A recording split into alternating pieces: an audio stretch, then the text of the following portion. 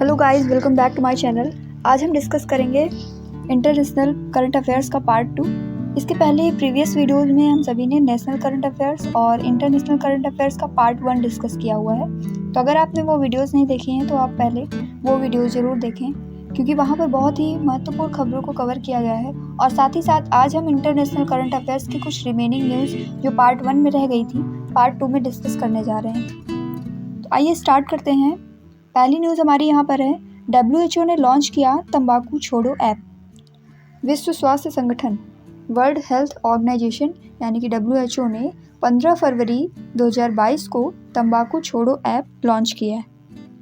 ये एप्लीकेशन क्या करता है कि लोगों को धूम्रपान रहित और अन्य नए उत्पादों सहित सभी रूपों में तंबाकू को छोड़ने में मदद करता है। सभी रूपों में अर्थात तंबाकू को लोग कई तरीके से यूज करते हैं, तो किसी भी तरीके से इसका यूज ना हो, क्योंकि ये सेहत के लिए हानिकारक है। इसलिए WHO ने इससे छुटकारा पाने के लिए क्या किया है, तंबाकू छोड़ो ऐप को लॉन्च किया है।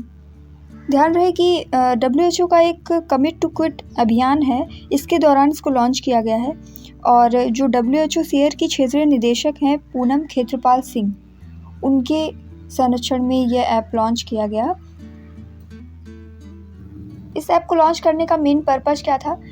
मेन पर्पज़ ये है कि तंबाकू जो है, दुनिया में जितनी भी मौतें हो रही तंबाकू की वजह से, और हर साल लगभग 8 मिलियन लोगों की मौत हो जाती है, तो उसको रोका जा सके, इसके लिए इस ऐप को लॉन्च किया गया।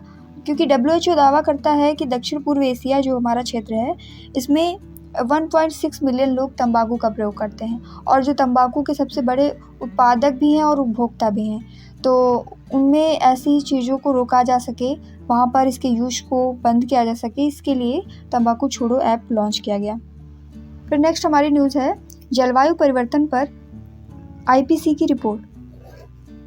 28 फरवरी 2022 को जारी जलवायु परिवर्तन में inter governmental panel on climate change यानी कि IPCC inter governmental panel on climate change IPCC की climate change 2022 impact adoption and vulnerability शीर्षक से जारी रिपोर्ट में चेतावनी दी गई है कि अत्यधिक जलवायु परिस्थितियां दक्षिण एशिया में खाद्य सुरक्षा के लिए खतरा पैदा कर रही हैं। याद रखेंगे, ये रिपोर्ट कब जारी हुई थी? 28 फरवरी 2022 को। साथ ही साथ IPCC का फुल फॉर्म याद रखेंगे, inter governmental panel on climate change. और एक और चीज़ याद रखेंगे यहाँ पर, इसका टॉपिक क्या था? Climate change 2022 impact adoption and vulnerability. तो ये इसका टॉपिक था, और इसमें क्या चेतावनी दी गई इस रिपोर्ट में कि जो बहुत ज़्यादा क्लाइमेट चेंज हो रहा है, ये दक्षिण एशिया में खाद्य सुरक्षा के लिए खतरा है, और बाढ़ तथा सूखे के कारण भारत और पाकिस्तान जलवायु परिवर्तन के प्रति सबसे अधिक संवेदनशील हैं। तो दक्षिण एशिया में जो सबसे ज़्यादा प्रभावित होने वाले देश होंगे वो कौन कौन से? अपना इंडिया और पाकिस्तान, ये दोनों देश इससे सबसे ज़्यादा प्रभावित हो सकते हैं। एक और इम्पॉर्टेंट पॉइंट, रिपोर्ट के अनुसार यदि उत्सर्जन प्रभावशाली रूप से कम नहीं होता है तो भारत में वेट बल्ब तापमान, जो गर्मी और आर्द्रता दोनों को मापता है, 31 डिग्री सेल्सियस से अधिक हो जाएगा, जो मनुष्यों के लिए घातक है। पहले तो समझते हैं ये वेट बल्ब टेम्परेचर क्या होता है। आइए जानते हैं। वेट बल्ब टेम्परेचर जो होता है वो कितनी गर्मी है और कितनी आर्द्रता है हमारे वायुमंडल में, उसका निर्धारण करने वाली एक सीमा है। ऐसी सीमा जिसके आगे मनुष्य उससे हाई टेम्परेचर को सहन नहीं कर पाएगा, और ये नॉर्मली 31 डिग्री सेंटीग्रेड से ऊपर नहीं जाना चाहिए। और यहाँ पर बताया गया कि भारत में वेट बल्ब तापमान, जो कि गर्मी और आर्द्रता दोनों को मापता है, ये कितना हो जाएगा? 31 डिग्री सेल्सियस से अधिक हो जाएगा। ये इंसानों के लिए घातक है, क्योंकि इसके ऊपर का टेम्परेचर सहन कर पाना, वेट बल्ब टेम्परेचर सहन कर पाना मनुष्यों के लिए सही नहीं। आइए आगे देखते हैं, COP26 जलवायु सम्मेलन 2021 में क्या हुआ। यूनाइटेड किंगडम द्वारा 31 अक्टूबर से 12 नवंबर 2021 तक आयोजित COP26 संयुक्त राष्ट्र जलवायु परिवर्तन सम्मेलन की मेज़बानी की गई। ध्यान रखेंगे, 2021 में COP26 की मेज़बानी किसने की थी? यूनाइटेड किंगडम ने की है। COP का मतलब क्या होता है? Conference of parties. यहाँ पर कई सारी पार्टीज़ का कॉन्फ्रेंस होता है, कई सारे देशों का यहाँ पर एक कॉन्फ्रेंस होता है, उसमें कुछ महत्वपूर्ण निर्णय लिए जाते हैं। और ये कौन सा सम्मेलन था? 26वां था, इसीलिए इसको COP26 नाम दिया गया। इसीलिए इसको क्या नाम दिया गया है? COP26। ध्यान रखेंगे। इसके बाद दिमाग में क्वेश्चन ये आएगा कि 2021 का कोप 26 था, तो ऑब्वियसली 2022 में जो होगा वो कोप 27 होगा। तो इस कोप 27 की मेज़बानी कौन करेगा? तो ये निर्णय कोप 26 में ही लिया गया था। जब ये सम्मेलन हो रहा था तो वहाँ पर ये निर्णय लिया गया कि कोप 27 जो है इस सम्मेलन की मेज़बानी मिस्र करेगा, और इसके बाद जो 2023 में कोप 28 होगा, यूएई के द्वारा कोप 28 2023 में इसकी मेज़बानी की जाएगी। अब यहाँ पर इस सम्मेलन में हर देश से, हर पार्टी से अलग अलग लोग जाते हैं, यहाँ के अध्यक्ष जाते हैं। तो इस सम्मेलन की अध्यक्षता जो किसने की थी वहाँ पर, भारतीय मूल के ब्रिटिश कैबिनेट मंत्री हैं आलोक शर्मा। आलोक शर्मा ने इस बार कोप 26 की जो है अध्यक्षता की है, जो कि भारतीय मूल के ही हैं। तो आइए जान लेते हैं कि इंडिया का क्या रिएक्शन रहा इस सम्मेलन के दौरान। तो पृथ्वी को बचाने के लिए इसमें कहा गया कि हम जितना भी कोयले का यूज़ करते हैं ऊर्जा उत्पादन के लिए, उसको हम पूरी तरीके से रोक देंगे। तो इस पर भारत ने आपत्ति ये जताई कि हम पूरी तरीके से रोक नहीं सकते, कम कर सकते हैं, क्योंकि जो विकसित देश हैं उनके लिए उतनी प्रॉब्लम नहीं है, बट जो विकासशील देश हैं उनके लिए जितने भी ऊर्जा उत्पादन की इकाइयाँ हैं उनको एकदम से बंद कर देना ये बड़ी बात होगी। फिर आइए बढ़ते हैं अगली न्यूज़ की तरफ। G20 देशों का 16वां शिखर सम्मेलन हुआ है। G20 ग्रुप ऑफ 20 सदस्य देशों का 16वां शिखर सम्मेलन 30 और 31 अक्टूबर 2021 को इटली रोम में आयोजित किया गया। ये सम्मेलन इटली के प्रधानमंत्री मारियो ड्रैगी की अध्यक्षता में हुआ। शिखर सम्मेलन का समापन G20 नेताओं के द्वारा रोम घोषणा को अपनाने के साथ हुआ। अब इसका मोटो क्या था? इस शिखर सम्मेलन का मोटो क्या रखा गया?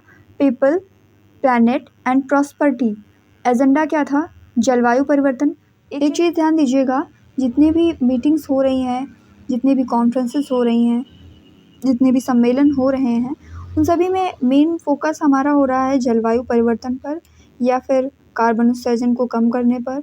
इन सभी चीज़ों पर ज़्यादा जोर इसलिए दिया जा रहा है क्योंकि हमारा एनवायरनमेंट खतरे में है। हम लोग डेली डेवलपमेंट की ओर बढ़ रहे हैं, लेकिन उसके साथ साथ हम जितना नुकसान अपने एनवायरनमेंट को पहुंचा रहे हैं, हमें ऐसे टेक्नोलॉजी लानी पड़ेगी जिससे एनवायरनमेंट को बचाया जा सके। तो इन मुद्दों पे बात करना बहुत ज़रूरी है, इसीलिए कोई भी ऐसा सम्मेलन नहीं रहता है वैश्विक स्तर का जिसमें इस विषय पर बात नहीं की जाए। तो जलवायु परिवर्तन का एजेंडा रखा गया, आर्थिक सुधार, महामारी, ये भी बहुत ज़रूरी है क्योंकि अभी हम लोगों ने कोविड के केस में देखा हर चीज़ों के लिए हम तैयार नहीं हैं। तो विश्व स्तर पर इस पर बात करना बहुत ज़रूरी हो जाता है। और वैश्विक न्यूनतम कॉर्पोरेट कर दर, इन सभी मुद्दों को लेकर यहाँ पर एजेंडा रखा गया।